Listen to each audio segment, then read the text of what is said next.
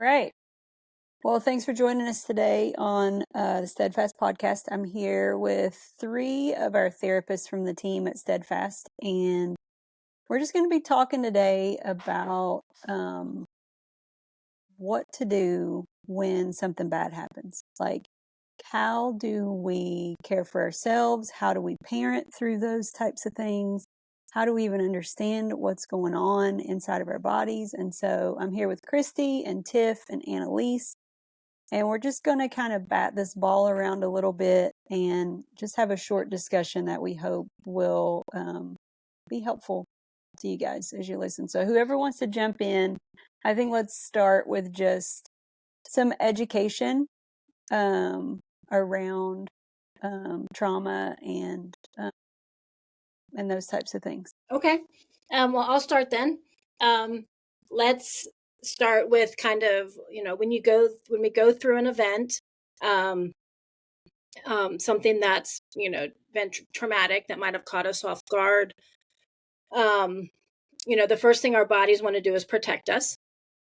So, a lot of times these things happen kind of, out of the blue, where we're not, we haven't been able to prevent it. So when a crisis happens and then it's over, or a traumatic event, our bodies have registered that the crisis is over. So an example that I like to give is, we're here in Charleston. If we go swimming and you see like something floating in the water past you, and you're like, you start getting, your heart rate starts going, you start, whatever happens, there's a shark. It looks like a shark fin. And then, so your nervous system starts preparing you for the threat of what am I going to do if there's a shark? And then when you see, that's just a piece of trash floating by, your nervous system will start to calm back down. So that's kind of the normal response. Now, sometimes when we have traumas, there is an actual shark.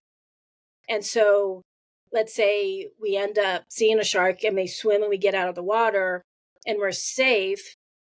It's going to take our nervous system a little more time to calm down because there's a fact to that reality.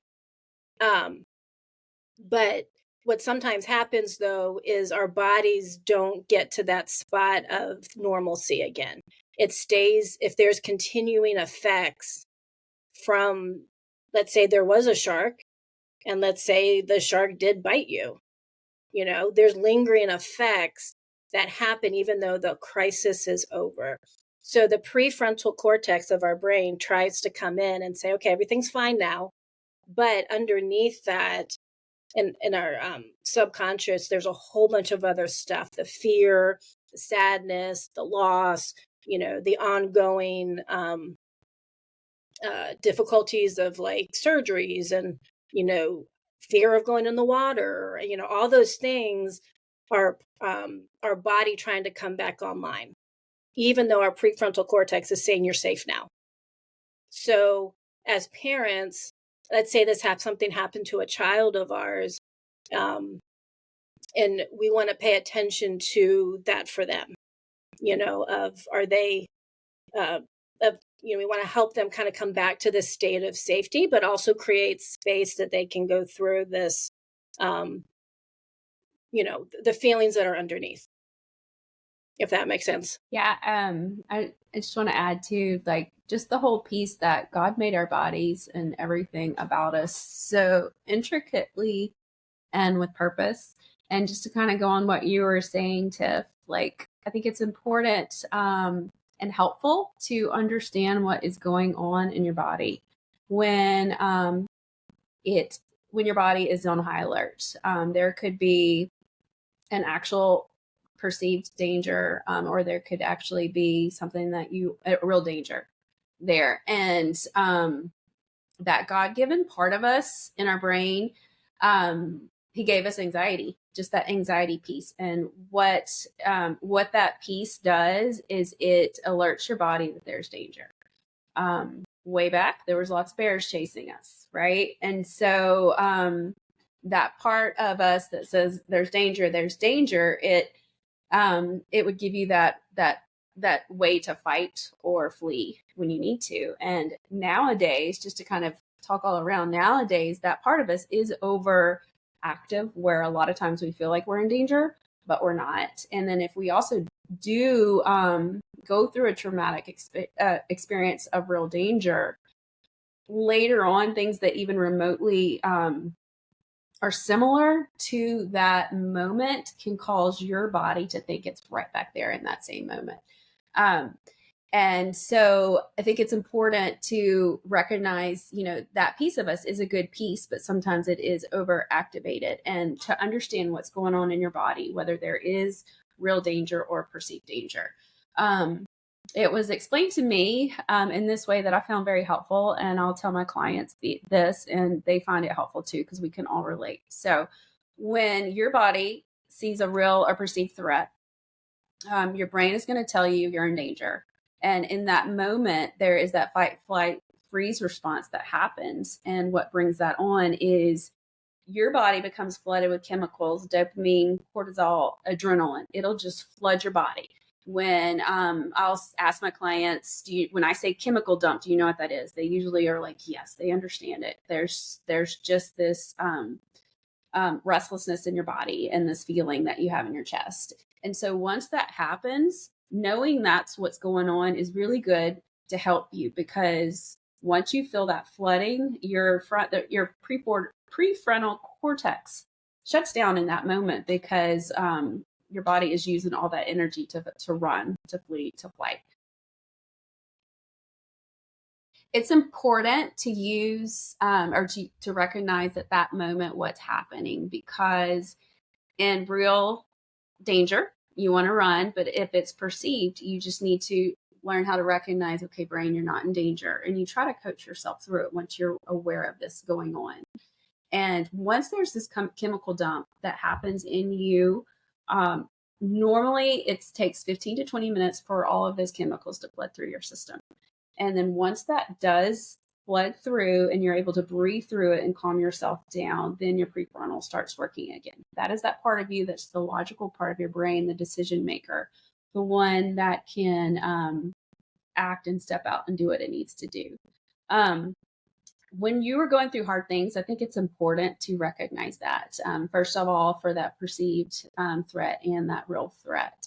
But just having that understanding can be very helpful in the moment, because when there's danger, you do need to run. But then when there is not, you can recognize that it's okay, and you can kind of calm yourself down. Yeah. And I'll jump back in, Christy. As you're talking, it's when we have gone through something in our body, when we have experienced something, a real danger, a real threat, a real trauma, sometimes post that there are some symptoms that creep up. We would call it acute stress or PTSD even. And these are things to start paying attention to if they creep up, such as avoidance of things that remind you of the event. It could be actual things from the event, but it could also be, if you're a parent and you have children, if there is something that happened to you when you were a kid, when you were 7, and then you have children that are around 7, that could trigger some things in you again. And that's very common. It's very common for me to see clients that say, this thing happened to me so long ago, why is it showing up now? Because we call them repressed memories. Our body sometimes doesn't know what to do with things that have happened to it, so it suppresses it. But life situations will bring that back up. So that's very normal. So trying to avoid things that remind you of the event. Another thing to pay attention to is post an event is some negative cognitions that sometimes creep up, such as, I should have done this. This is my fault, or the world is all bad, or sometimes we get religious cognitions in there, right? This is God punishing me. I I disobeyed, and this is God's punishment on me. He's judging me. And they're ways that our body is trying to protect, but it's not protecting us, because it's stuffing down, and it's preventing us from dealing with what's really hard from an event. But it is common, a symptom of PTSD, which is post-traumatic stress disorder. Some people do get flashbacks where you feel like you're back in the event. And sometimes people don't get symptoms for a while after an event. So not everyone will get PTSD or will get them in the same amount of time, but all that's post-traumatic event. But those are real things that happen to real people. And we, of course, as therapists, recommend that if any of those start popping up, that you just become aware of them, but also, seek help. Go talk to someone. We kind of decided that, around 4 weeks, I think doing a 2-week check is important. And then a 4-week, like, okay, this is not resolving. Let me get in, because our body holds all of that and our bodies can get stuck. Sometimes our bodies can resolve it. Sometimes we just get stuck, and it's okay. And there is help to get through that. Yeah. And from a parenting perspective, we think about if your kids are going through something, how do we help them? And then how do you help yourself? Which we're going to talk about more about helping yourself is putting your own, oxygen mask on first so that you can help your kids. But one thing I'll say, when your children are going through something, and it could be a traumatic experience that they've had, or it could just be that they're a toddler and they're dysregulated, or they're a teenager and they're dysregulated. When we're talking about this chemical dump that Christie mentioned, like flooding you, that's what we call dysregulation. And so being able to be aware for our kids that we are the more regulated brain. We know that our prefrontal cortex doesn't fully form until we're 25. So anything under that, it's not fully formed. And that's the reasoning center that Tiff was talking about, that goes offline, even more so when you're dysregulated. And so if you have a kid that is really struggling, think of it as like if they're in a swimming pool and they're starting to drown, you're not going to start teaching them how to swim in that moment. Like, they're not going to hear anything you're saying. What parent would do that, right? No, we're going to give them a life raft, or we're going to pull them out of the pool and help calm them. And so the way that we do that is a lot of different ways. But when we talk about grounding, I love, like Jessie always talks about, just hugs. Like, that's an easy way to help your child ground, is to feel your touch, to be squeezed by you and loved on by you. We also talk about speaking to them low and slow. So we get down on their level. Depending on how tall they are, that might be, lower than others. But we speak with them slowly to help them calm and regulate, to get to that 15 or 20 minutes that Christie was talking about past the trigger. And so we are kind of this container for them. And we talk about it, I'm stealing a lot of y'all's terminology here, but this pillowy bowl that we are for them, so that they can feel safe, because they are co-regulating with us as they're dysregulated. But how do we do that if we ourselves have been affected by trauma, right? Or if, something that our kid is doing is triggering us, like Tiff mentioned. Maybe we were 7 when this happened or something like that. So we ourselves have to be regulated, and taking care of ourselves is the most important thing that we can do for our kids. That often seems to go out the window when we are in high stress situations, but it really is the most important thing. And it is so important for us to get that help that Tiff was talking about, but also just a few different things for us to do. And maybe Jessie could speak to this more, but Jessie talks about a lot if a kid is coming to you with something and it is triggering you, saying, tell me more about that. We'll talk a little bit later about grounding techniques, but yeah, I wonder if you all have other suggestions of how we regulate ourselves in this. I love that picture you gave of the swimming pool analogy. That's really good. But I think what's coming up for me as you're talking is like, we kind of have to parent ourselves in these situations also, while we're parenting our kids. And so to recognize, like, I'm flooded.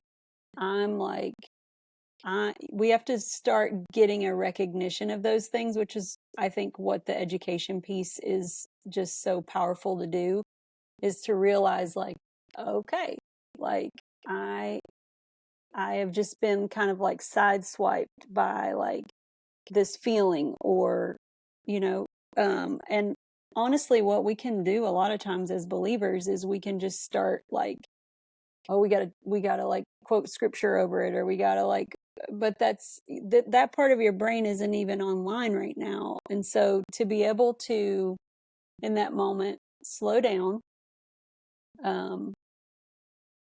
get, without getting to like internal family systems, but to get that part of myself out of the pool and hold it for a second, to slow myself down, to not feel like I have to fix it so fast, to be able to, like, whatever it is for you. I know for me, I love when I am flooded, walking outside and just like breathing for a little bit, looking up at the clouds, going over top, putting my hands on the railing of the front porch, like sitting down outside, like those types of things for me help to ground me so that I can then get back into my thinking brain.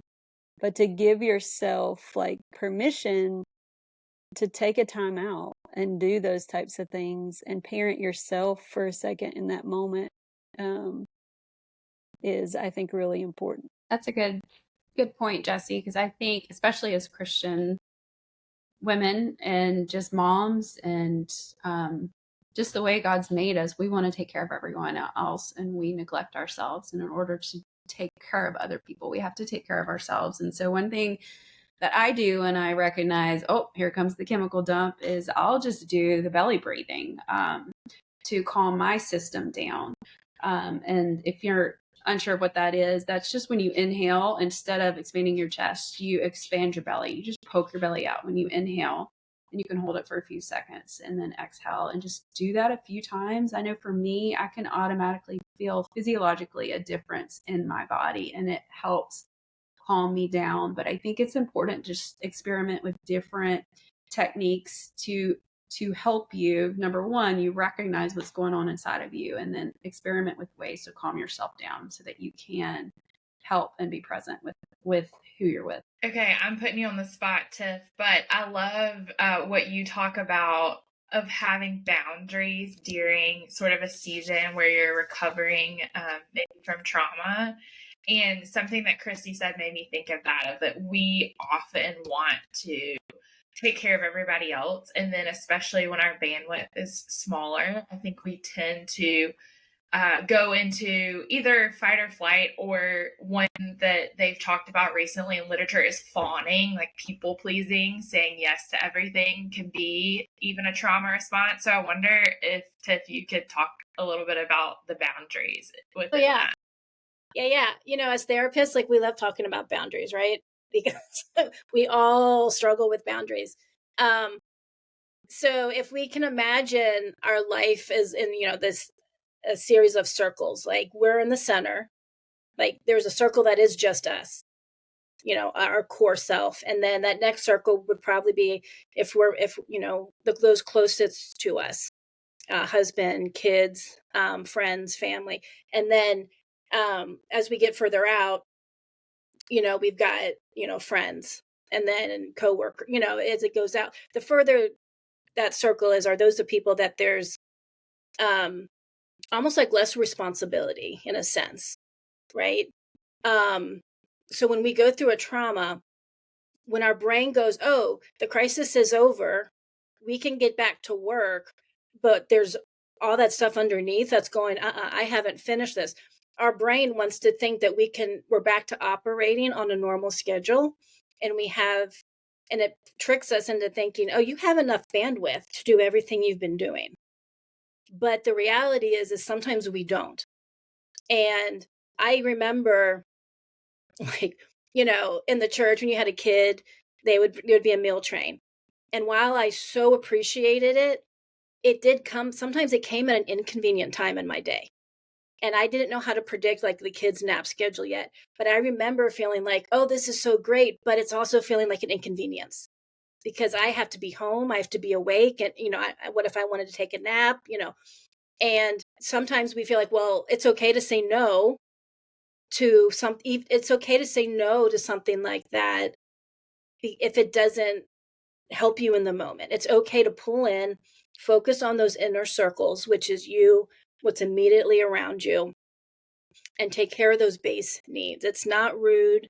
It's not rejection. It's saying right now, I we don't want, it's not helpful for us right now to have visitors every day, you know? Um, and it's okay to say that because we're not going to get to that recovery if we're trying to pour out. Like there's a time we have to pull in, take care of what's closest to us. And remembering that it's just a season. It won't always be like this, but it's okay to say that's actually not helpful for me in the moment. And then on the flip side of that, if we're on the outside trying to help people, we have to be willing to hear other people's saying, that's not helpful for me right now. And us to say, okay, when you are ready for a meal train, this is what, I would love to provide you with the meal. Will you let me know when that's convenient for you? And let them, reciprocate back. Because that can add on more guilt and more trauma to a situation. And it's all in good intentions, right? But we can become really enmeshed sometimes where it feels like we don't have autonomy to make that choice, which is, can prolong that healing process. Okay, that's something I think we need to pause and dig into a little bit, because what's coming up for me as you say that is like the importance of like this acceptance piece when we go through hard times as a community, as a family. Like I'm thinking about like as you're talking about these circles, so like if my family has gone through something, acceptance for the way that each of my 5 kids might be processing this in different ways. In a community, acceptance for like the way that different members of the community might be experiencing this, and to be able to like be okay with how everyone wants to walk through this. I'll stop right there. Go ahead. I think that's a big, to me, best practice when we think about this. If we're going to use that term, I just think that acceptance that word gets a bad rap sometimes, but it's a beautiful attachment word. So let's talk about that. Yeah, I'll jump in real quick and then you guys speak. Jessie, that's so true, because when we have kids per se, like some of our kids might want to go be social and play with their friends and act like, to us it looks like they're avoiding it, but that might be how they're processing, is being with other people. Other kids might want to go in their room and read, right? Other ones might want to be closer to us. All that's, our friends are going to process different, our spouse, our family, and saying it's okay and being aware and accepting everyone's going to process this different. And that's okay. I'll throw in one more because I know you guys are all chopping at the bit, but with that acceptance piece comes, I think, attunement of being able to like kind of lean in and notice. Like, I notice you processing this way. I'm totally fine with you processing however you want to process. Are you okay? Is there anything I can help you with? Like, especially as moms, like really leaning in and like being attuned. And we're going to miss things, right? I mean, goodness, we are, right? And to let ourselves be kind to ourselves in those things. This isn't perfection that we're after here, but we don't just want to say, let people process however they want without bringing that attunement piece into it. Because I'm noticing and I'm with you as you're processing however you'd like to. Yeah, I think too, in the missing things piece, I think being able to take some of the pressure off of yourself, especially if you've experienced this difficult thing alongside of your children, or if your child has experienced something, you're going to feel that too, right? that there's no one right way or blueprint to handle this. God creates our bodies in a protective way to respond to trauma, but trauma is a part of the fall. It's not supposed to happen. So there is no like, this is how we handle this perfectly. And that we talk about this all the time, but we're actually made for repair of when we do mess up, apologizing, and that is more beneficial to our kids. The research shows that's more beneficial to your relationship than if the rupture had never happened to begin with. So to be able to take some of that pressure off ourselves when we miss something, when we don't attune correctly, that we can be open-handed and apologetic when we fail to miss when we miss something or fail to pick up something. And I mean, we will. I think just coming in knowing that like we're not perfect. We're going to, and also with that piece somebody mentioned before of like when we go through hard things, even as kids, like there are going to be parts of that thing that like I'm not like my brain is not ready, my life experience is not ready to process it on that level until I get to that part of my life. So like, you know, I mean, how many of us since we've become mothers have like I processed way more of my upbringing after I became a mother, you know, because my brain was then and my life experience, I mean, there were things that the Lord wanted to like work me through during that time of life, right? So I don't want people to think like, okay, if my family goes through a hard thing and then like things are coming up for my child like later in life, like I've failed in some way. Like that's not it at all. Like we're going to process through things forever, right? Like we're going to, and that's part of just maturing as a person. So I just want to like say be free like from that feeling of like you have to support your family perfectly. The word that's been coming up this week the most in therapy is just, and it's truth, of us getting, and we're kind of talking around this idea, but our bodies in their desire to protect, they sometimes forget to get down to the truth. Like it's sometimes telling us like, you're not safe. And the truth of some of this is sometimes we're having these responses because we're scared. And if something has actually happened, there's a lot of fear with that. And if something's happened to our kids, there's a lot of fear with that because they're our children and we want to protect. And sometimes fear gets hidden with these other emotions. I want to fix it, or, you know, I want to fight, or I want to run. And we're calling, you know, our challenge is for us to slow down and unpack some of that once we are safe, right? Once we're okay of going, man, that was really scary for me. And a lot of these trauma things, it impacts our, the edge of our humanity, right? Things that make us think it was life or death. If it was a life or death situation, that's the edge of our humanity. And our bodies, like God didn't create our bodies for death, right? That's after the fall. So it's hard for our bodies to hold those emotions. It's like the edge. We're getting really real theological, but it's the edge of our humanity, the edge of what we can control. And as parents, we don't like to feel like we're out of control and that we can't protect our kids. And then looking inward, we don't like the feeling of what it brings up in us because we can't control that either.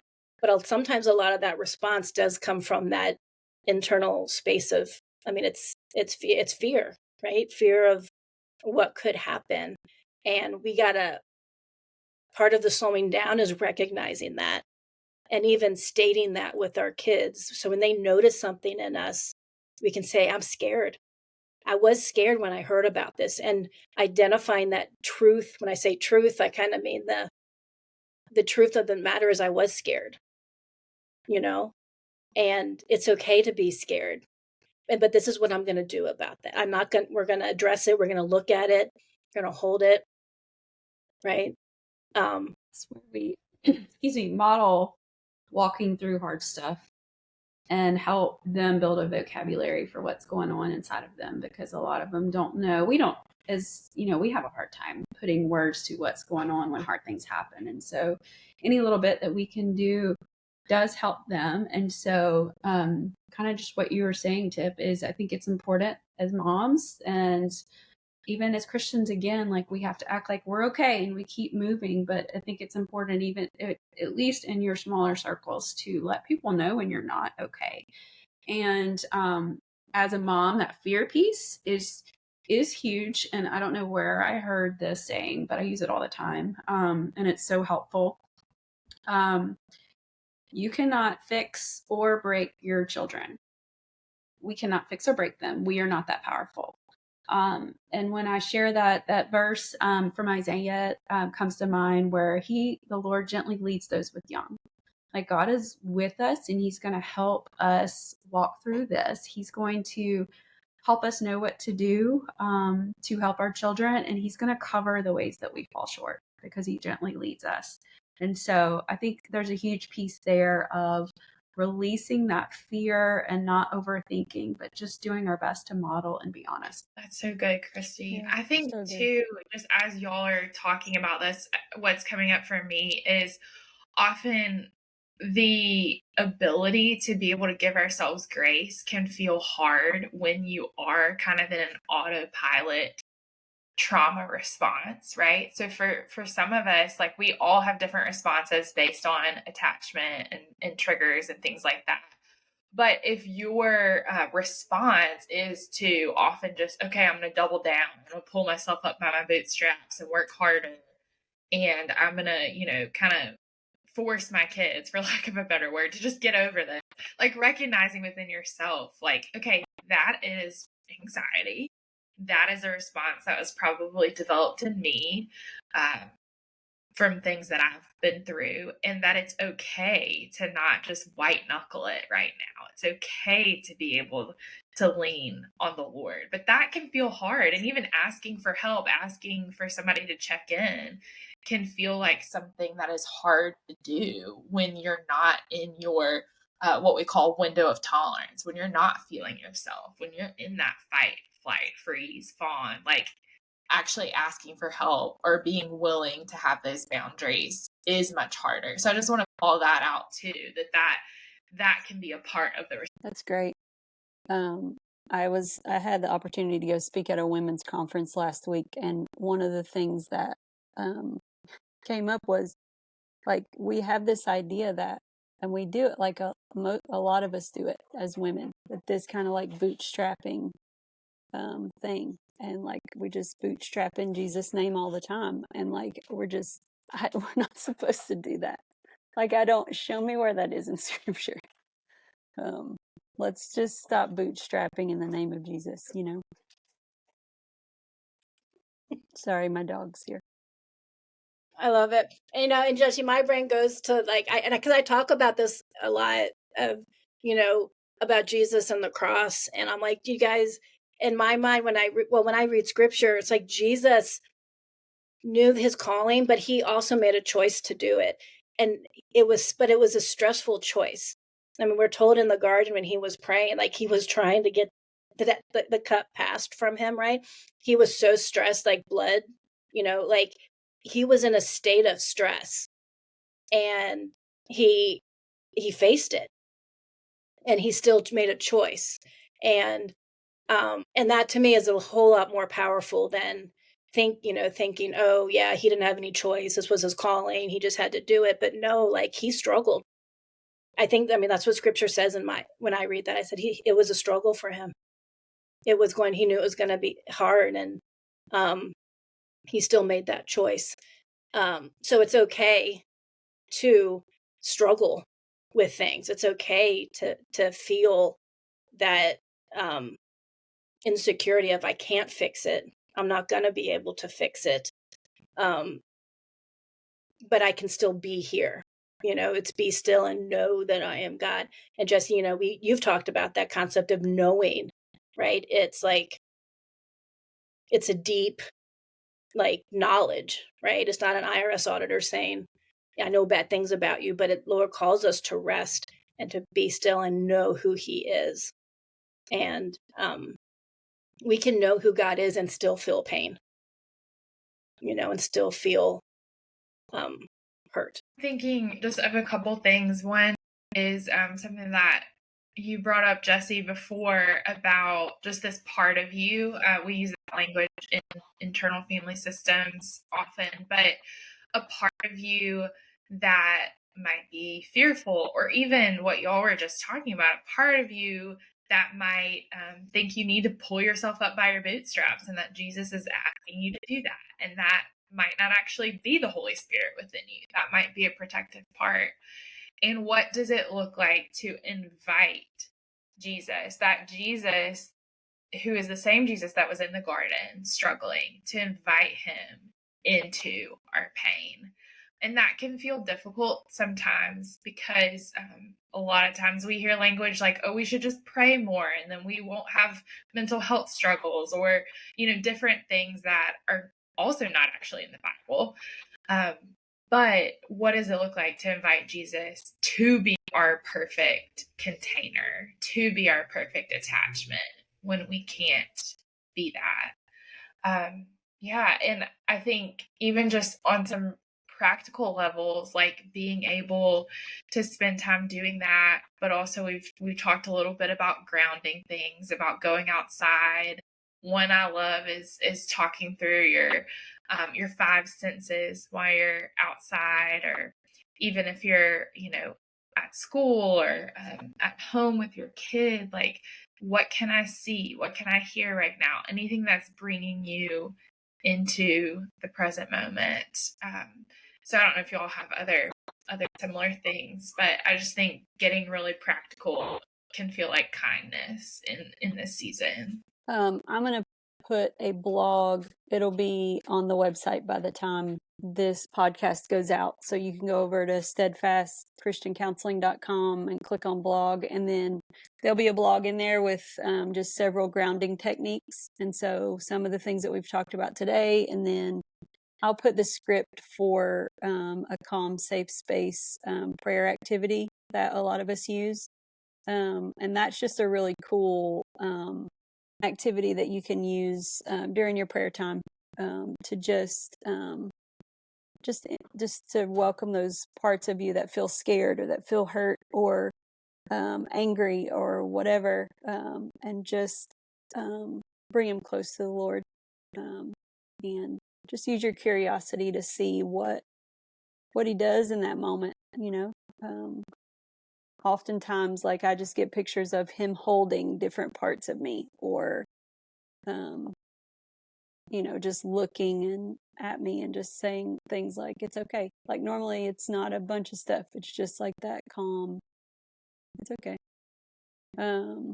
So I just invite you to be curious and, during that time, and just see what comes up for you. But we'll put all that stuff on the blog. Is there any... Sorry. Yeah, go for it. With what you're saying, I just want to encourage people to lean into the uncomfortable of being vulnerable with the negative emotions that they might be feeling. Just be vulnerable with God about it. I think a lot of times we're like, I'm feeling this, but I can't go to him. I've got to fix it before I can go to him. But that is the complete opposite of what you need to do. You need to take it right to him.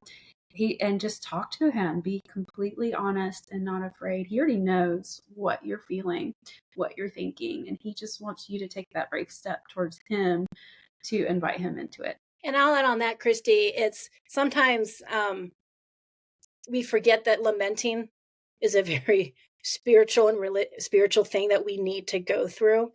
And it is okay, and probably even necessary at some level, for us to get to a point where we can lament over what's been going on, what if it's for something happened, to allow our souls to fully grieve and feel, take that to God. I know for me personally, I hear that, I'm like, oh, it sounds great, but what does it feel like? But there's something healing within our soul when we can I think of that verse that talks about, the Spirit knows our groans. We don't have to have the right language, right? We don't always have to have our feelings wheel and know exactly what we're feeling. Sometimes it's just groans.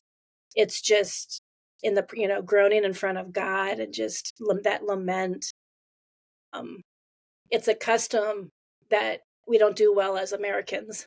It's not a part of our society like it is in some other societies, but that can be a very important part of this process of slowing down. Great.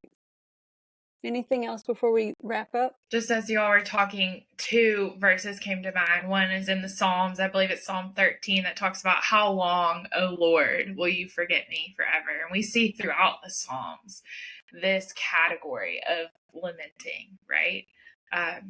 And then also was thinking of when Jesus says, come to me, all ye who are weary and heavy laden, I will give you rest. And I just love that we don't have to have the words or have it all together, but he is asking us, just come to me. And that just makes me think too, like as a mom, and I think the gift of parenthood is so that we just get like a little microcosm into like how loved we are by God. But just think about like if one of your little ones was running to you with, they wouldn't have to name what they're bringing to you, just their arms are up, you swoop them up and you hold them. You hold all of their stuff already, right?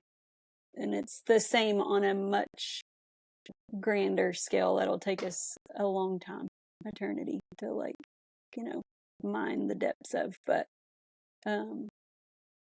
it really is like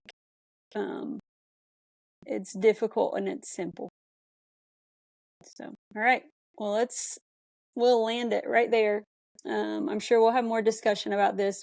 Like I said, we'll throw a lot of resources on the blog for people who want to grab some of these things and be able to start using them. If anybody wants more resources, you can send us an email at admin@steadfastcc.com, and we can touch base that way.